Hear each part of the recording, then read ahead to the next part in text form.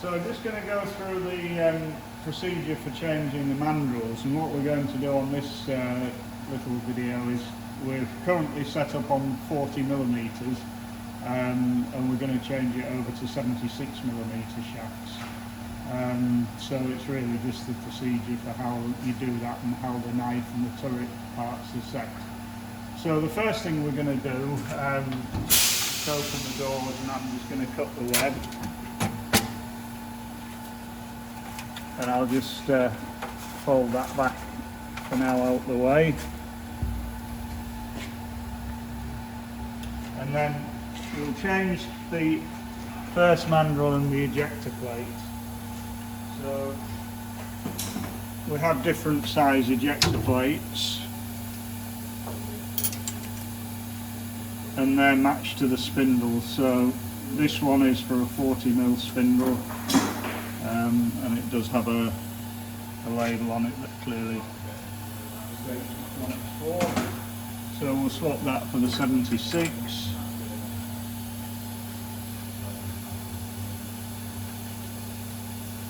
You don't need to take the screws all the way out, you just need to slacken them and then you can slide it out and put in the new one.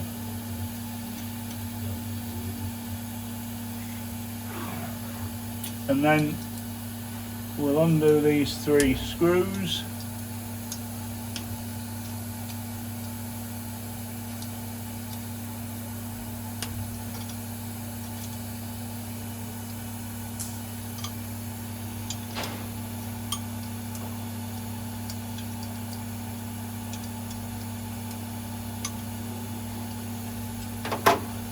And then if you hold the back of the drive shaft here, just wind this out of the way, then you can twist it and it will just come off. So what we're going to do now, we'll swap that to the 76mm. Again, these are keyhole slotted, if you can get that on the video. So we can put them through the keyhole slot.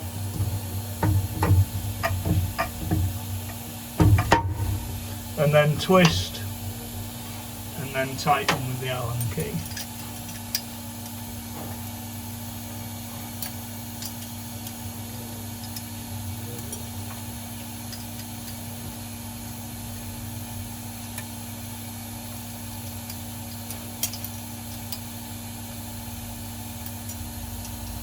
And then just make sure that they are, you don't need to go crazy with the tightening, but they do need to be tight. So once we've done one, we need to index the turret around to the next position so we can do the next one. So to do that, we need to reset the safety, and then we go into manual ops and then turret manual index. Now at the moment the manual index is disabled, and that's because we have to press this button twice, and we'll come on to the purpose of that later on, and then that will allow it to do a manual index.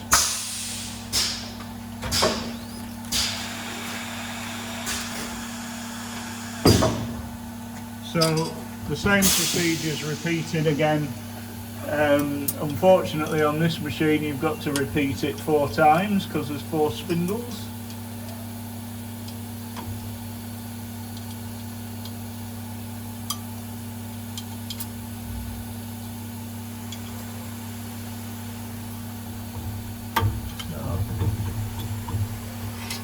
Do it as quickly as I can.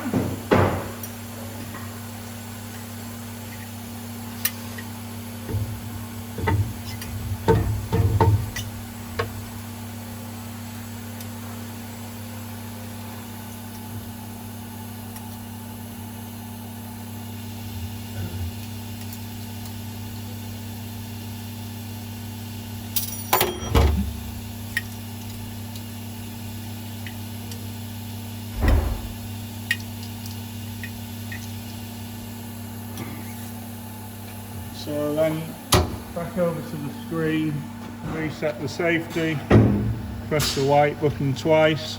Once that's been pressed twice, you can see that now says manual, turret manual enabled, and then we can do a manual index.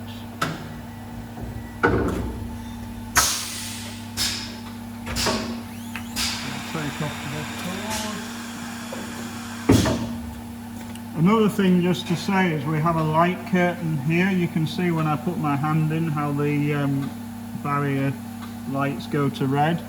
So when my hand is in, it will inhibit the index and it will also inhibit the cutting.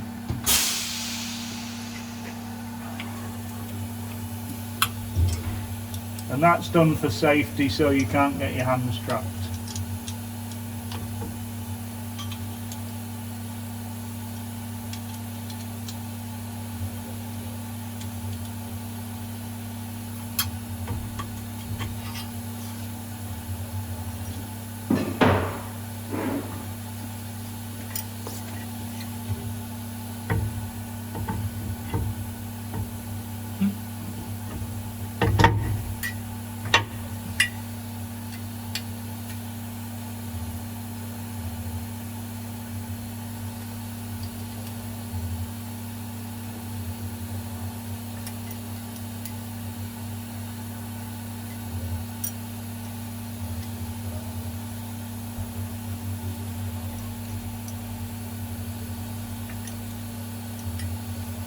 So that's 3 of the 4 done.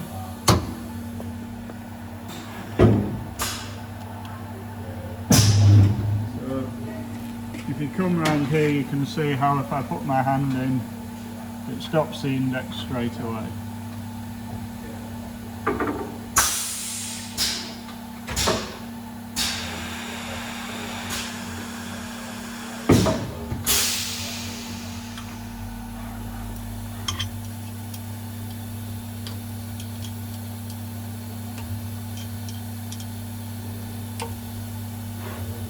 When you have the door open, you can just pull this eject arm out the way.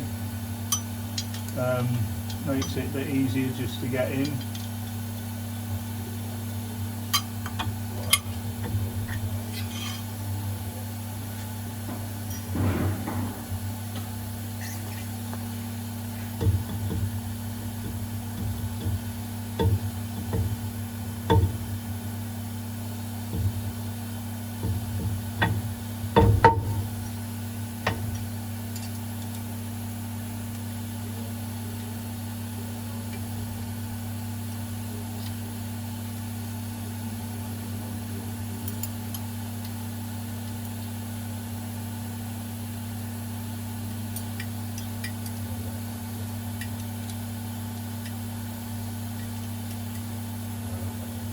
Okay, so that's the spindle set. What we're going to do now, we'll put some cores on, and then if you just come around this side, Lewis, once we put the cores on, we press the button once and that inflates the mandrel. If we press and hold the button, it'll release it, so now I can move the cores. So the first press, normally the button's flashing slowly like this. We press it once and now it's inflated and locked the cores. We then apply a line of tape. For safety I usually do a couple of lines, but it's important that you put your line of tape in line with the laser, because that's critical when it comes to cutting. If it's taped over here or over there, when it cuts, the tape has to be in the right place. When we've taped, we press this button again, and that basically is to say yes, we've taped. So the first push is after you've put the cores on, and that inflates it. Then you can tape it, and then you press again to say okay, I've taped. So we'll just close that up again, and we'll do another manual index.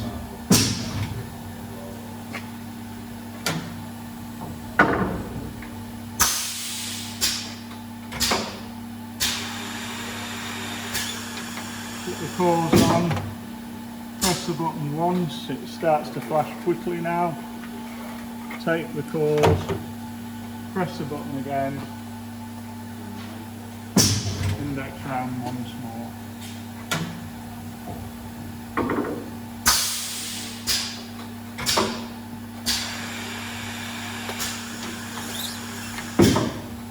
So now we have cores in all the positions that we need. So what we're going to do now is actually make the setting changes to the turret.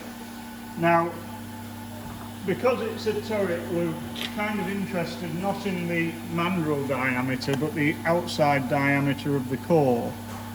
So these cores are measuring, I'll go to there, you can see about 83mm diameter, something like that.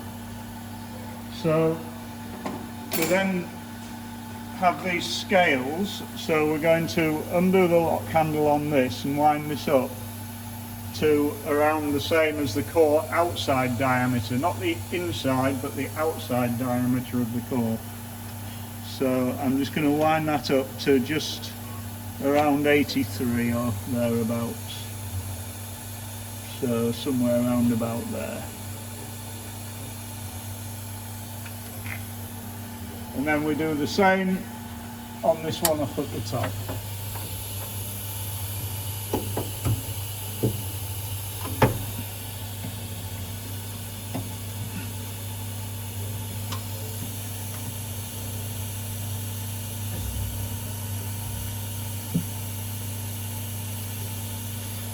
What we have to do next is we bring down the knife, and we'll need to move this by turning this anti-clockwise so it's out of the way.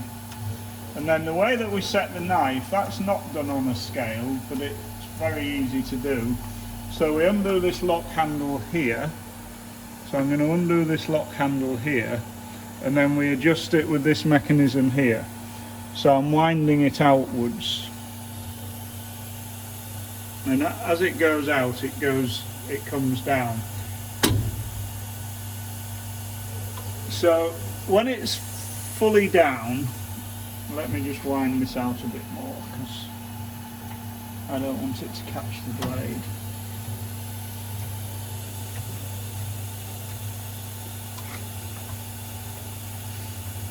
Okay, so just give that a bit more. So now that's fully down, and I don't know if you can just come around here with the camera, Lewis, but you can see that we have a gap between the core and this rubber roller here. What we're going to do is we're going to wind it in until it just touches. Now the way that you can tell when it's just touching is this rod at the top, you'll see that starting to go up. So you see how that's going up now? So basically you wind it in. If you can push down with your thumb on the rod, that's what I usually do, and then as soon as you see and feel that rod start to come up, just there, look, I don't know if you saw it on the camera, but literally you can watch as well with your eyes, but as soon as you see that starting to come up, that's where you want to be, and then you would lock your position so that when that's fully down, it's literally just nicely touching on that core, and that's the correct position for the knife. And then what we do with this adjustment, at the moment you can see we've got a big gap between the blade and this blade. We call this the anvil. So what we do is, using this adjuster knob here, we can wind that back in, and we want to have a gap between the blade and the anvil of about 2mm. So that's nice and close. It never wants to touch, because if it touches it'll crash and then you'll just destroy your blade. So you want a nice gap of about 2mm. So that's pretty much all the mechanical settings for the turret. I'm just checking that all of these handles are now locked. We can push the blade back up. Be very, very careful when handling the blade, because as you can see it's serrated and it is very, very sharp. So you have to be very, very careful with your handling of the blade.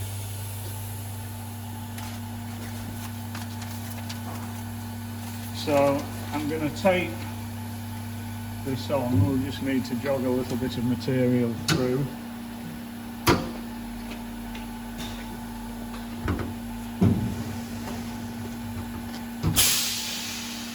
And then we'll attach onto the cores.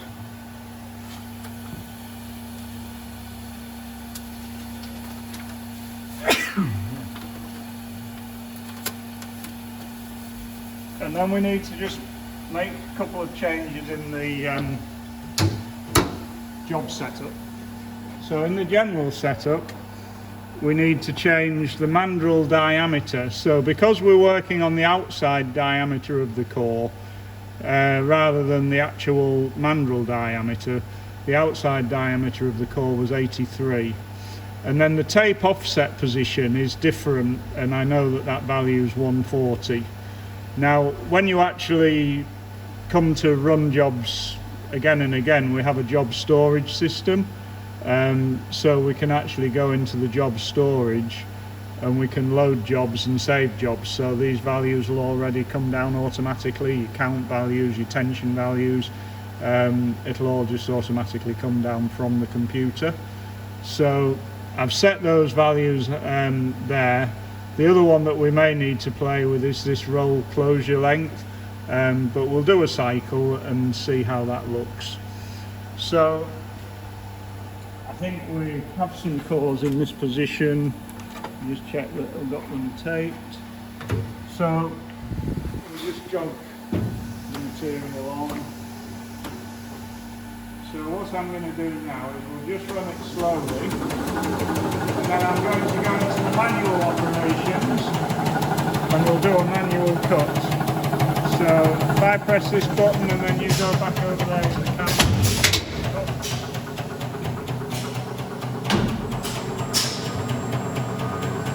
So once we get running,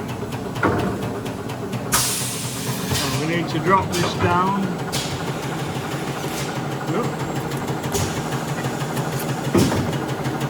All you need to do is put on the cores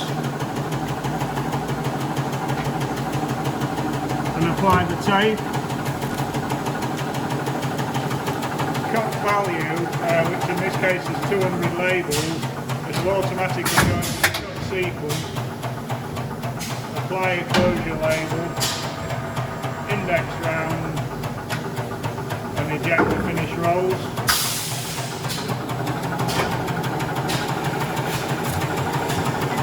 And it's as simple as that, and then you just load onto the cores and away you go.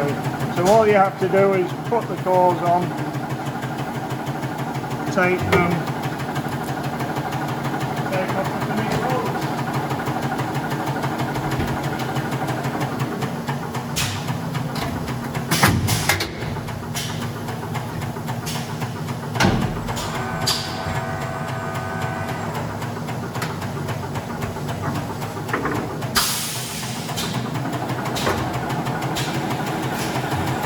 If you need to adjust the position of the closure label, which is this position here, ideally this could do to just go a little bit further round, then that's done from the run screen.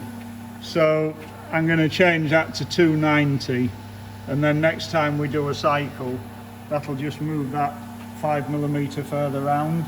And depending on the roll size, you may need to just make some small adjustments to that as you go along.